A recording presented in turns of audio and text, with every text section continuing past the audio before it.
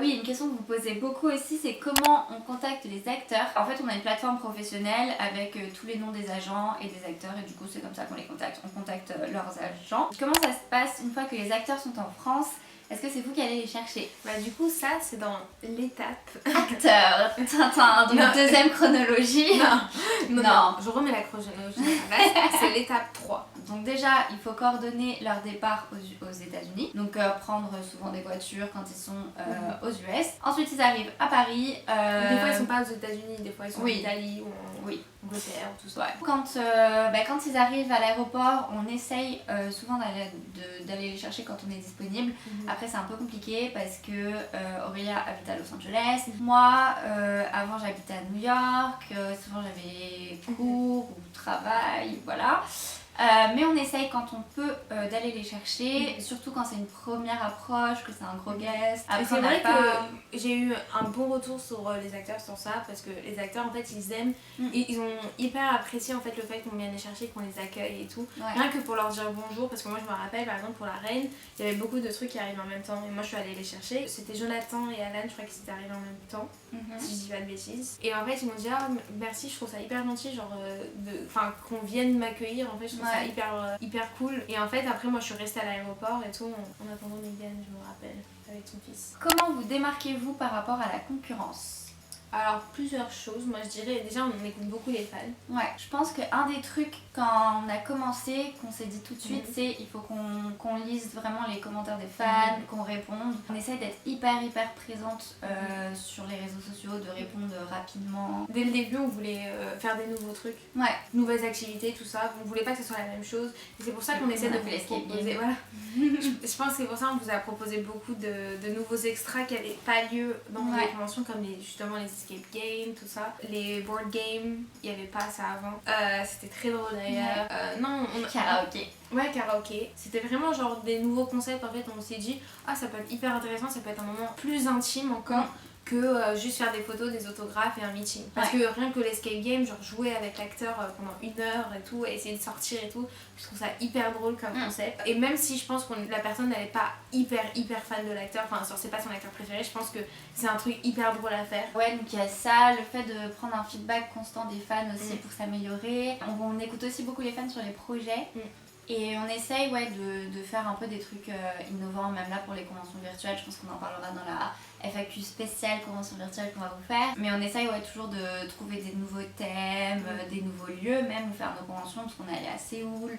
Ça c'était assez innovant, assez marrant. Après, je pense que c'est peut-être aussi pareil, chaque organisme doit sentir ça chez lui, mais nous on est vraiment super proche du staff et des fans, et c'est un peu une petite famille qu'on a. C'est un peu un rapport qu'on aime beaucoup entretenir avec les gens. C'est une des raisons pour lesquelles on fait ça, quoi. Du coup, non, vraiment, voilà. Je suis d'accord. Alors, le plus dur pour faire une convention? Bah, c'est le budget, je pense. Ah, je sais pas si la question c'est quoi en général, ou est-ce que c'est pour nous, c'est quoi le plus dur? Parce que oui, en général, je pense que c'est l'argent. Enfin, c'est d'avoir des possibilités de faire des choses. Ou même que les acteurs ils répondent pas, enfin, qu'ils sont pas intéressés, ou que les acteurs ils demandent même pas alors que c'est des gros cachets. Les agents, Moi, avant, c'était vraiment la critique pas constructive. Quand on a commencé, les gens ne me croyaient pas forcément, c'était horrible parce qu'on avait ce truc où on travaillait tellement, mais tellement. Et de voir en fait que les gens ne nous croyaient pas forcément au début, ou même plus récemment, genre des critiques qui sont pas forcément pas constructives en fait, ou c'est juste critiquer pour critiquer.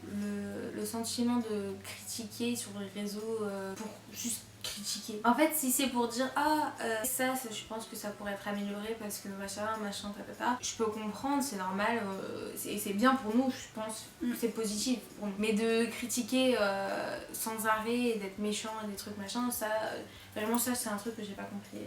C'était vraiment de l'acharnement. En plus on se disait vraiment, nous on met notre argent dedans, si c'est au final c'est pour être critiqué, ça sert à quoi. Je pense qu'on a eu des grosses périodes comme ça où on comprenait pas trop, même avec par exemple des prix, où en fait les gens vont pas forcément savoir tout ce qui rentre en compte dans tout. Ils vont commencer à comparer des choses qui sont pas forcément comparables. Moi personnellement je sais que les critiques au début ça me bouffait parce que tu passes des heures et des heures, tu dors pas, t'as des calls à 3h du matin, des trucs à genre à 4h du matin, enfin où il faut qu'on gère des choses, du coup on dort mal, on a tellement de travail à faire et tout, et c'est vrai que ça c'était un peu compliqué. Après là je trouve que franchement moi ça va très bien. Qu'est-ce qui est dur maintenant? De trouver le bon projet qui va... Enfin en fait des fois on a tellement d'idées et on aimerait tellement se lancer dans tout, mais on sait pas ce qui marchera, on sait pas ce qui marchera pas. Si je sais ce qui est dur à tout le monde, si on est dans un environnement, enfin pas dans un mais là c'est dans une situation. Oui mais alors attends, je redis la question du coup. Qu'est-ce qui est le plus frustrant pour vous au niveau de l'organisation dans la situation mondiale actuelle? Frustrant. Ouais, parce que on est dans une situation où en fait on sait pas. Ouais. En fait c'est pas comme si on avait une date limite où on se dit allez en janvier c'est fini. Ouais. Là on sait pas et personne ne sait. Et je pense que le pire c'est que ça arrive au moment où nos projets c'est les meilleurs. Ouais. Enfin les meilleurs pour nous. Là on a... Ça veut dire on avait quand même... On avait des projets en attente. On avait 6 entre mars et juin. Et c'est ça en fait qui est ouf. C'est se dire qu'on avait ces 6 projets-là, ils se sont pas encore faits. Et c'est hyper frustrant et c'est hyper dur. Et en fait, tu dis. On a fait Séoul. Ça fait trop plaisir, tu sais, d'avoir eu ce dernier truc, quoi. Mais en fait, tu te dis. Ah oui, en plus, il y avait déjà Covid à Séoul. Ouais. Mais c'était pas aussi impactant. Donc... Il y a un contrat qu'on a négocié pendant des mois. On a trop envie d'en parler. Je me rappelle exactement le moment où la personne a dit oui. C'était incroyable. C'était à Universal Studios. On n'y croyait pas du tout et on a trop envie de faire ce projet quoi, on a trop envie de faire. En septembre de l'année dernière, ça fait plus d'1 an. C'est affreux parce qu'en fait on se dit non, on veut continuer à faire des projets et à voir où on peut aller, mais en fait le problème c'est que on sait pas et en fait on peut pas proposer quelque chose sans avoir un minimum de visibilité sur l'avenir quoi, et en fait c'est ça qui est hyper frustrant. Les conventions virtuelles aident beaucoup parce qu'on a quand même ce contact, on négocie quand même des contrats, franchement on travaille autant que... voire plus, parce qu'il y en a plus...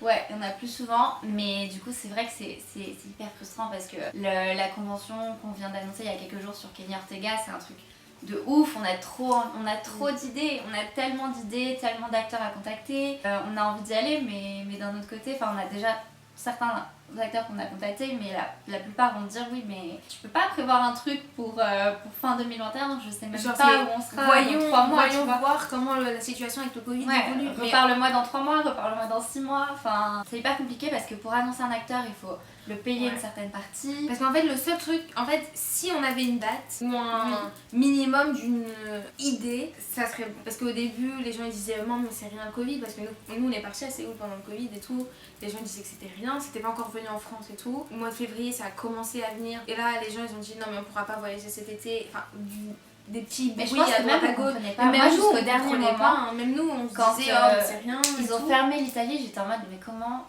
c'est envisageable que tu fermes un pays, c'est pas possible, je comprends. Enfin, je voyais pas le truc et après ils font la même chose en France. Ils ont exagéré le confinement déjà en Italie avant la France. Ouais. Enfin, il y avait plein de trucs et en fait, tu te dis, on est où là? Qu'est-ce qui se passe? Et en fait, on se dit, ah bah c'est bon, septembre ça sera bon, ça sera fini. Bah non, septembre c'est pas fini. On a dit 2021, mais 2021, voilà.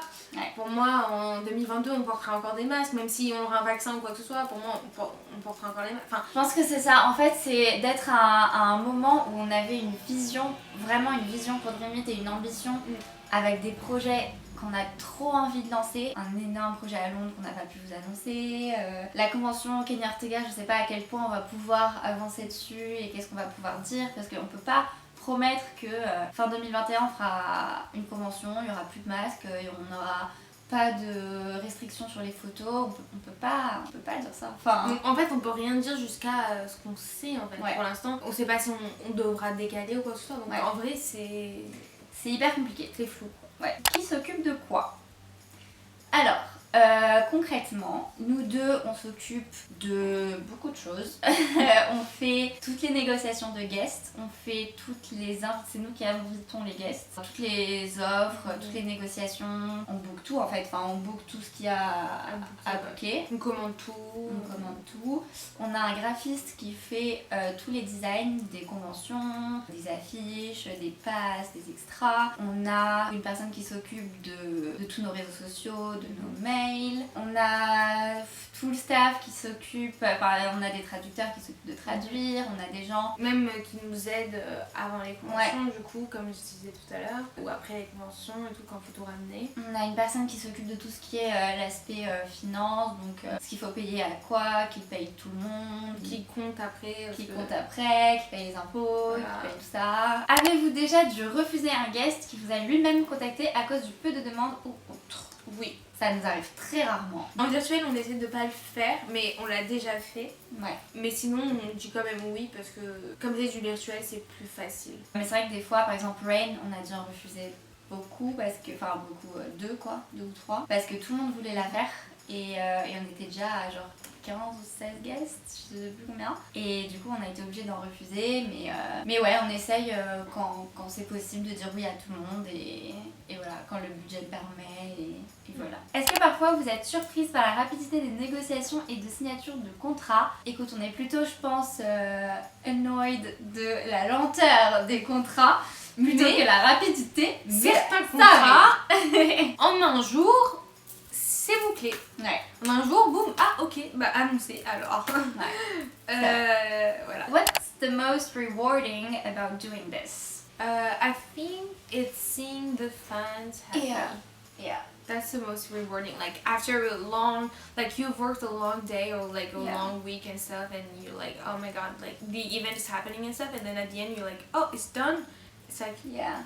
The first thing I think is when, we worked so hard on a project. On the day of the event, we're on stage and we see like all the fans and all the actors and we're like, okay, this is happening. And I think that we kind of see like everything that we've worked for, like seeing it happen. I think that's one of the most rewarding moments. Yeah, it's like everything you did to arrive to this thing.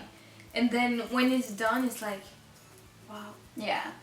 And I think that definitely the most powerful moment is when we see the fans' response. So like at the end of the event when people come talk to us. Yeah, or even during the event when people come talk to us. When we see how powerful and impactful some conversations are between a fan and an actor or like a panel. And when we see also like fans becoming friends with each other, that's really like we love seeing that. And also we had twice we had it. There's fan book during conventions, so it's usually like the fans who do them and then they give it to the actor during the autograph. Well, we received 2 of them. The first one was like 2 years ago and the other one was a year ago. So they did it like, they were like, oh, this was last year and we wanted to do it again, so here you go, you have your, you know. And I think that one of the most emotional moments was during the Long May She Reign convention. I think it was one of the hardest, if not the hardest, convention that we have ever organized because we had so much pressure. It was awful to we cried. Everyone cried. Everyone cried. Like the staff cried. We cried. Yeah, we both cried. It was so stressful and. So we were like, we had mixed feelings, I think, because it was like our 1 year Dream It anniversary. And we were so stressed and at the same time we were so happy because like it's a cast that we love and we love working with them.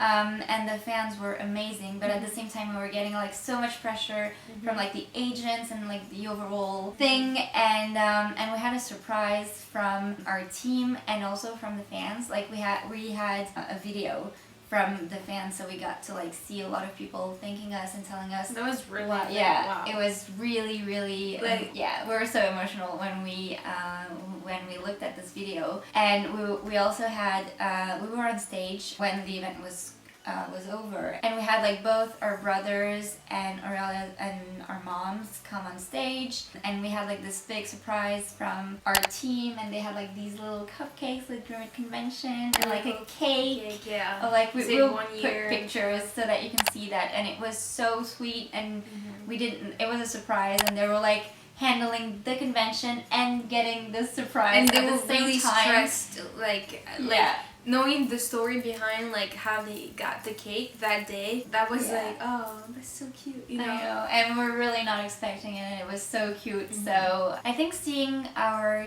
team get together and see how like all of these bonds that we've created and how we have like this little family, that's also super rewarding. And that, and seeing like fans create connections, and some of them are like couples, some live together, it's some are like best friends. Surprisingly, I feel the same about virtual conventions. Like whenever we read all of the tweets and messages after the convention, and you're like, wow, we did, like that's something that we did. And a lot of people, they cannot go to convention, or there's no convention where they live.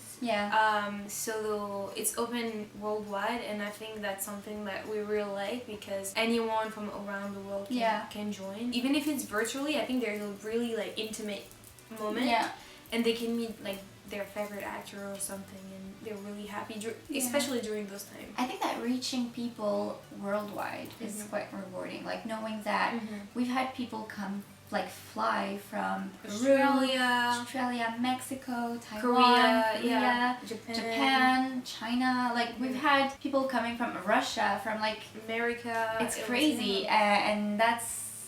It's truly amazing that we get to host these events and have people from everywhere. À quel stade vous savez quand vous pouvez vraiment vous lancer à 100% dans une nouvelle convention?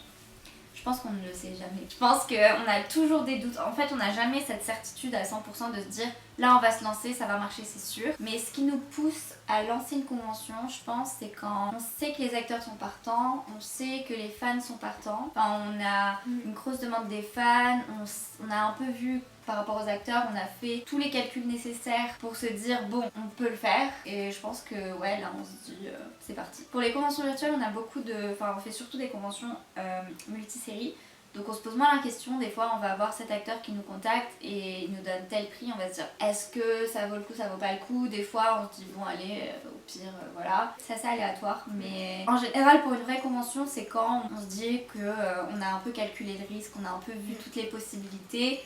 Et si on pense que ça peut marcher, bah on se lance. Et des fois on fait des folies, genre booker Emilia Clarke. C'était un peu une petite folie, et on s'est dit bah en vrai allez, faisons-le, et comme ça on pourra toucher plus de gens et grandir aussi. Donc je pense que c'est quand on arrive à franchir le pas et oser faire les choses qu'on se dit allez. Concrètement, vous payez quoi et qui? Alors, on paye beaucoup. On paye beaucoup. Beaucoup de choses. Concrètement, alors qu'est-ce qu'on paye? On paye les acteurs. On paye les acteurs, on paye leur agent. Les hôtels. On paye les hôtels. Les billets d'avion. Les billets d'avion. La sécurité. Souvent des business. La sécurité, on paye la salle. Tout ce qui est extra, passe, tout ça. On paye toutes les affiches, tout ça, toutes les photos autographes, machin, tout ça on paye. On paye tous les... On va déjà tous les détails ou pas? Non. Bon, on paye tout ce qui est pour genre les cordons, les machins, tous les bracelets, tout ça, voilà. On paye la déco, tous les machins. Zoom, on paye le logiciel qu'on utilise pour les conventions virtuelles, autre que Zoom pour l'organisation. On paye le site, la newsletter, on paye nos stagiaires, les personnes qui travaillent avec nous, les impôts, la TVA, les chauffeurs, on paye la nourriture, tous les restos pour les acteurs et tout à chaque fois qu'ils mangent, même pour le staff. Enfin ouais, voilà, à peu près, c'est à peu près concrètement ce qu'on paye. Après, je pense que la liste exhaustive, je sais pas si ça va vous intéresser, mais ouais, en fait tout ce qui permet d'organiser la convention, quoi. Have you ever met one of your own idols through your conventions? For me, I wouldn't say idol, but I've met, I think we've met a lot of people that we liked their work, Yeah, personally, I loved Sophia Bush before doing conventions, and we have invited her at one of our events. We've also invited Kaya Scodelario. I loved her on Skins, and yeah, I also loved her style when I was a teenager. But I wouldn't say that we've met our idols. I think that there's one person that we're going to announce someday, hopefully. It's one of the projects that we've been working on and that we can't talk about. But I think that person that's someone that we respect a lot. Amazing, doing amazing work. I think it's like our biggest achievement. Yeah, probably. Yeah, and that's someone that we love and respect a lot. But I wouldn't say that we've met our idols, but hopefully one day. But I think that we both like people that wouldn't work. I think wouldn't sell at conventions. I would love to have Eddie Redmayne. I'd love to have Rami Malek at a convention. I don't think that would work. But I mean, comment in the section below to tell us if you want Eddie Redmayne. Thank you very much. Alors, est-ce que vous avez un gros projet pas encore annoncé mais qui arrive prochainement sur lequel vous travaillez énormément, plus que les autres? Alors pas plus que les autres parce qu'on travaille pas plus que les autres pour tous, je pense. Ouais. On a un très gros sur lequel on a beaucoup travaillé quand on négociait et on peut pas en parler. On attend date fin coronavirus. Voilà. Prochainement. Ouais, donc ça c'est un gros projet qu'on peut vraiment pas faire dans un contexte coronavirus, pas du tout. Donc c'est pour moi c'est autant voire plus qu'Emilia. Je me rappelle en plus Marianne avait dit que la personne ne le ferait pas. Ouais. C'est ma mère qui lui a dit essaye. Fonce quand même, essaye. C'est vrai. Non, c'est vraiment pour moi c'est dit non mais Marianne on va quand même essayer. Ouais. On peut pas ne pas faire. On et ne peut pas avoir un et pas avoir un. Ouais. Et bah. Et on a essayé. Et ça a marché. Voilà. Et on a envie de vous en parler, mais on ne peut pas. Mais sinon, le projet Kenny Ortega, c'est aussi un projet sur lequel on travaille beaucoup. Oui. Et ça aussi, on est un petit peu frustrés là-dessus parce qu'on avance, mais on peut pas non plus avancer trop vite, brûler les étapes. En fait, en 2020, par exemple, on voulait avoir Emilia et l'autre personne. Pour après, en 2022. Non, 2021. On avait dit, c'est vrai. On avait dit 2021, Marseille. Ah ouais, là, on est bloqué sur un an, quoi. Minimum. C'est horrible. C'est affreux. On est bloqué sur un an et demi au moins. Au moins un an, quoi. Bah, un an là, c'est bon, quoi. C'est fini l'année. Non, au moins un an. Un an de plus. Ouais. Donc c'est vrai que c'est hyper frustrant parce qu'en a des projets qui dépendent d'autres projets, de se dire quand on va faire ça, on va avoir assez de notoriété et de fonds pour faire ça. Du coup là on fait des conventions virtuelles en attendant parce que c'est tout ce qu'on peut faire et parce que c'est cool aussi quoi. Mais on peut pas s'éclater autant sur les conventions virtuelles qu'on le fait sur des projets comme ce qu'on peut avoir. Après ce qui est cool dans les conventions virtuelles c'est qu'on peut inviter des guests qu'on n'inviterait pas. Ouais. Ça c'est très cool. Ouais. Et qu'on peut toucher tout le monde. Mais on fera une fois la question virtuelle.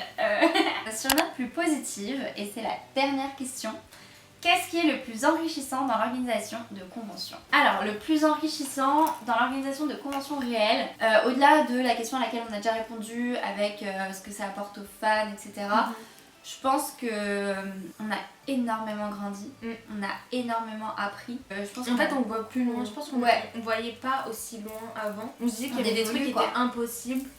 Et maintenant, on se dit. Ils nous paraissent moins. On a une vision, je pense, qui s'élargit énormément et plein de nouveaux projets en tête. On a beaucoup de nouveaux projets. Et puis même là, en fait, on est hyper contents parce qu'on a commencé du coup le Friday with Dream It. Ouais, plein de nouveaux jeux. Ouais, et en plus, et le Fun Day Dream It. Ouais. Ça, c'est tous les dimanches. Je pense que ce qui est hyper enrichissant, c'est qu'on est parti d'un stade 0. On a dû tout construire. Et en fait, c'est incroyable de se dire qu'un an plus tard, énormément de personnes qui nous suivaient et en fait, voir comment notre communauté évolue, je trouve ça ouf. C'est ouf. Ouais. Genre, ça se dit, bon, bah ça marche, c'est bien, tu vois, genre... Je pense qu'on a des gens qui nous suivent, en fait, je pense que ce qui est hyper enrichissant, c'est qu'on grandit et on a des gens qui nous suivent et qui nous font grandir et qui, en même temps, du coup, on se dit, le premier événement qu'on a fait, c'est Scam. Et qu'après tout ça, on a été à Séoul faire Scam, je trouve ça ouf. Et même de se dire, on est passé de Scam, on avait 4 guests, la dernière, je crois, il y en avait genre 25. On nous donne les moyens de grandir et d'avoir plein d'idées et du coup créativement parlant c'est génial parce qu'on peut s'éclater, on peut avoir plein d'idées trop bien sur ce qu'on a envie de faire, autant sur les projets que que sur tout ce qu'on fait à côté et c'est trop bien. Parce que ce qui est cool maintenant, c'est qu'on se dit, avant on se disait non mais cette personne, je me rappelle même quand on faisait les lives sur Instagram, non mais cette personne n'est pas possible. Et maintenant on se dit pas, ah bah cette personne elle est pas possible parce que c'est cher. Non, on se dit qu'est-ce qu'on peut faire pour réussir à amener cette personne, comment on va faire les choses pour... Elle n'est pas si impossible que ça, c'est ça en fait qu'il faut se dire. Et du coup je trouve c'est ouf. Et puis même j'aime bien aussi, au-delà des gros projets, juste avoir nos petits rendez-vous biannuels, genre d'avoir Scam tous les deux fois par an, d'avoir Rain tous les ans, genre c'est cool, d'avoir ces petites habitudes qu'on prend, tous les contacts qu'on a eus, genre les relations qu'on a créées, on a rencontré des gens géniaux autant dans les acteurs que dans les fans, que dans notre équipe qui grandit aussi de plus en plus. Je sais pas combien on était à la première convention, mais là on est quand même beaucoup et c'est et voir déjà rien que se dire on a commencé, on était toutes les deux, on n'arrivait pas, on avait trop du mal à gérer le truc toutes les deux et tout. Maintenant de voir combien on est et comment ça évolue, je pense que on est au stade où on se dit on va aller à Londres, on va faire des événements à Londres. Si demain on nous dit on fait Gossip Girl à New York, mais grave, trop envie. Si on nous dit on fait je sais pas quelle convention au Brésil, on a trop envie. C'est un truc où en fait on n'est pas aussi fermé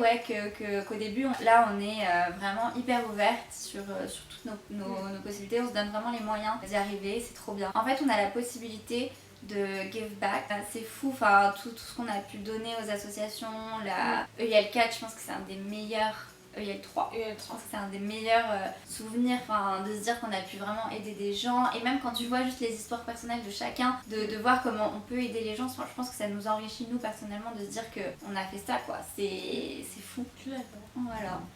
Du coup, on espère que cette FAQ vous a plu. Ouais, on espère que ça vous a éclairé, qu'on a répondu un peu à toutes vos questions. On va faire plus de vidéos comme ça, aussi avec du staff et tout, et plus de contenu, donc Dites-nous dans les commentaires ce que vous voulez voir. On espère que ce sera pas trop long, on est désolé parce que vraiment on a parlé trop. Mais merci de nous avoir écoutés, et n'oubliez pas tous les dimanches une nouvelle vidéo sur nos réseaux. Voilà.